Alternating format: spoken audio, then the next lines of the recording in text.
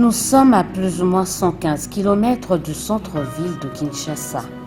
C'est dans ce village appelé Moutiélé, situé entre le territoire de Doni et Mbakana, que la coopération coréenne en partenariat avec le gouvernement congolais avait érigé en 2015 ce centre de formation vocationnelle.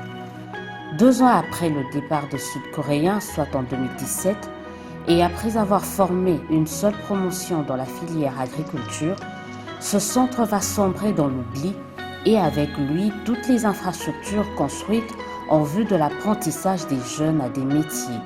C'est donc un site à l'abandon, dépouillé des matériels didactiques que va visiter le dimanche 27 octobre dernier le ministre de la Formation professionnelle, Arts et Métiers. Après avoir fait le tour de cette propriété qui s'étend sur plus ou moins 40 hectares, John Tumba n'a qu'une seule idée en tête, à savoir rendre sa viabilité à ce centre, mais assorti de quelques préalables. Nous avons vu ce qu'il y a, nous avons compris qu'il y a un problème foncier que nous aurons à résoudre une fois arrivés à Kinshasa avec les collègues de l'environnement et aussi celui des affaires foncières. Parce que, comme vous savez, nous sommes au sein du parc ou bien de la réserve de la République. Et là, ça relève du ministère de l'Environnement. Et aussi, comme il y a les problèmes des sols, là, nous avons les affaires foncières. Nous aurons à résoudre ce problème des délimitations. Parce qu'il y a déjà des infrastructures qui sont là. Nous ne pouvons pas les abandonner. Nous devons continuer, mais avant de continuer, nous devons résoudre le problème des limitations. Une fois le problème foncier terminé, le ministre de la Formation professionnelle compte s'atteler à la relance effective des activités de ce centre. Nous devons faire agrandir le centre.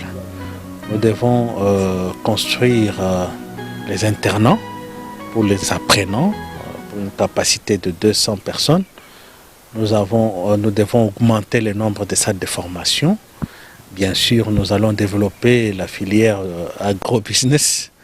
Et nous allons montrer d'abord comment conduire les engins, le réparer, comment faire la conservation de ce qui est cultivé. Et puis nous allons aussi penser à autre chose, parce qu'il n'y a pas que ça. Mais du moins, nous saisissons ce que la nature nous offre.